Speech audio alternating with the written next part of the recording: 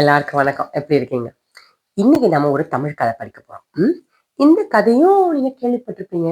இந்த கதை சிங்கமும் முயலும். சிங்கம்னா என்ன? லயன், கிங் ஆஃப் ஜங்கிள் சொல்லுவாங்கல்ல, சிங்கம்.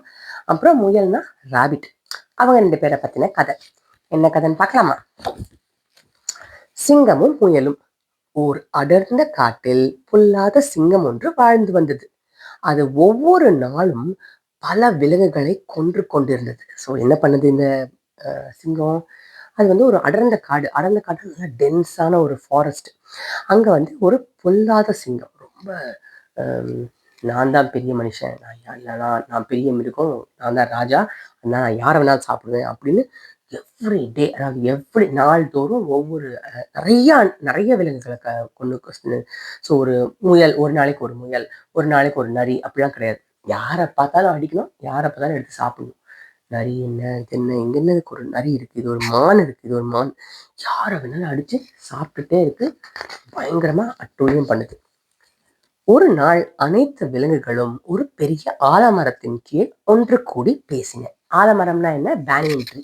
இந்த வேர் இதெல்லாம் தொங்கிட்டு இருக்கும்ல, அந்த ஆலமரத்துக்கு அடியில வந்து எல்லா விலங்குகள்னா அனிமல்ஸ், காட்டுல இருக்கிற எல்லா விலங்குகளும் சே சேர்ந்து ஒரு கூட்டுறாங்க. அவற்றுக்கு ஒரு யோசனை கிடைத்தது. சிங்கத்தை சந்திக்க சென்றன.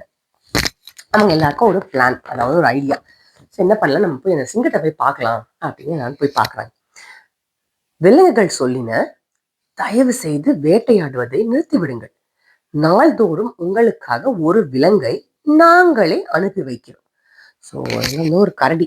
அந்த கரடி தான் சிங்கத்துக்கிட்ட சொல்லுது, இதை பாருங்க, நீங்க மாதிரி வேட்டையாடாதீங்க. நீங்க வேட்டையாடுற பேர் வேணும் எல்லாரையும் போய் அடிச்சிடுறீங்க, எல்லாரையும் கொன்னுடுறீங்க. அது மாதிரி பண்றதுக்கு பதிலா நீங்க அப்படியே உங்களோட குகைக்குள்ளேயே இருங்க. குகைன்னா கேவ்ல தானே லைன் இருக்கும். குகைக்குள்ளேயே இருங்க. நாங்களே டெய்லி உங்களுக்கு ஒரு விலங்கை அனுப்புறோம். அதை நீங்க சாப்பிட்டுக்கோங்க. சிங்கம் மகிழ்ச்சியுடன் இதற்கு ஒப்புக்கொண்டது. அதுக்கு செம சந்தோஷம். எங்கேயும் ஓட வேண்டாம், ஆட வேண்டாம். டெய்லி சாப்பாடு வீட்டுக்கே வந்துடும். நம்ம டோர் டேஷ் மாதிரி. டோர் டேஷ், ஜொமேட்டோ, அது மாதிரி வீட்டுக்கு வந்து ஸ்விக்கி, அது மாதிரி வீட்டுக்கே வந்துடும். அதனால ஒரே சந்தோஷம் நம்ம சிங்கத்துக்கு.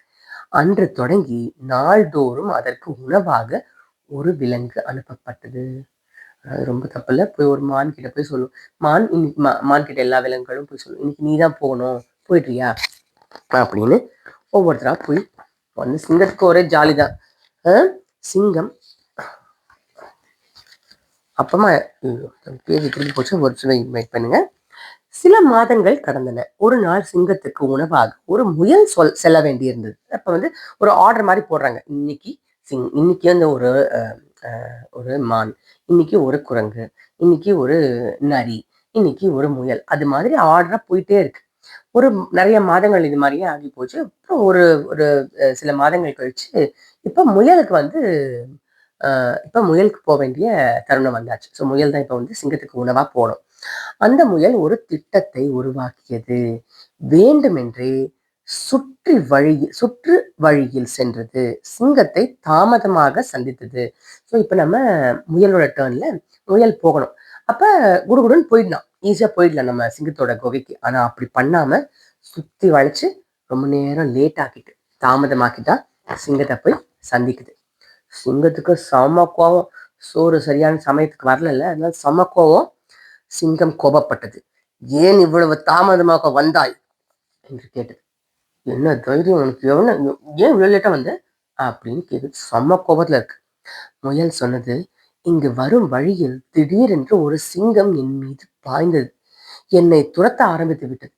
சொல்றான், இல்ல ராஜா, நான் இங்கதான் வர்றதுக்காக தான் வந்துட்டு இருந்தேன். அப்போ ஒரு சிங்கம் வந்து என்னை பார்த்துட்டு என் மேல பாய வந்தது. என்னை வந்து அட்டாக் பண்ண வந்தது. அதனால்தான் கொஞ்சம் பயந்து போய் மெதுவா வந்தேன். எப்படியோ உயிர் பிழைத்து நான் இங்கு வந்தேன் என்றது முயல்.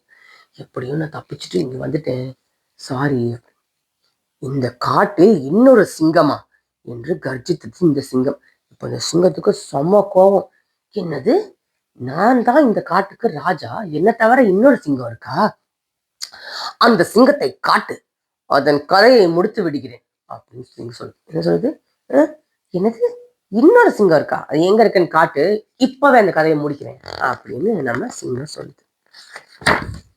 இப்ப நான் முயல் என்ன பண்ணுது பார்க்கலாம். முயல் அந்த சிங்கத்தை ஒரு கிணற்றுக்கு அழைத்து சென்றது. கிணறுனா என்ன? வெல். வெல் இருக்கும்ல, தண்ணி இருக்கும்ல உள்ள, அந்த வெல்லுக்கு கூட்டு போகுது. கிணத்துக்கு கூட்டு போகுது. சிங்கம் கிணற்றினுள் எட்டி பார்த்தது.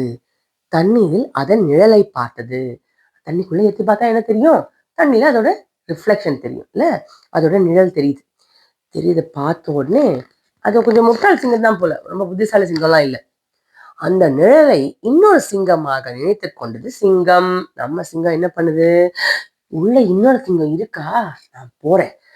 கர்ஜித்தபடி தண்ணீருக்குள் பாய்ந்தது அந்த சிங்கம். தன்னுடைய சொந்த நிழலை கொல்ல முயன்றது.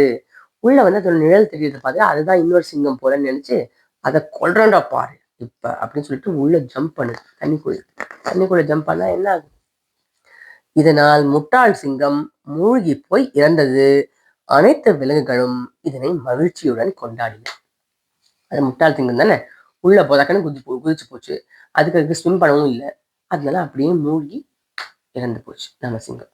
இப்ப மற்ற விலங்குகள்லாம் ஒரே சந்தோஷம் தானே, எல்லாரும் நல்லா ஹாப்பியா இருக்காங்க. நம்ம முயலை தூக்கி வச்சு எல்லாரும் ரொம்ப நன்றி அப்படின்னு சொல்றாங்க. ம். எப்பயுமே புத்திசாலித்தனமா யோசிக்கணும்ல. எப்ப பார்த்தாலும் ஏதாவது ஒரு பிரச்சனை வந்ததுன்னா, ஐயோ பிரச்சனை வந்ததுன்னு கொஞ்சம் உட்காந்து யோசிச்சு ஏதாவது பண்ணலாம், என்ன பண்ணி அதை சால்வ் பண்ணலாம் அப்படின்னு யோசிக்கணும். புரிஞ்சுதா? அதோட அந்த கதை முடிஞ்சாச்சு. இது மாதிரியே வேற ஏதாவது கதைகள்லாம் படிக்கணும்னு ஆசையா இருந்ததுன்னா கமெண்ட்ல கட்டாயமா போடுங்க. கமெண்ட்ல அம்மா அப்பாவை போட சொல்லுங்க, இல்லை அம்மா அப்பாவை இமெயில் அனுப்ப சொல்லுங்க. அப்புறம் இந்த சேனல் பிடிச்சிருந்ததுன்னா லைக் பண்ணுங்க, சப்ஸ்கிரைப் பண்ணுங்க. அடுத்த கதையில அவங்கள சந்திக்கிறேன். நன்றி.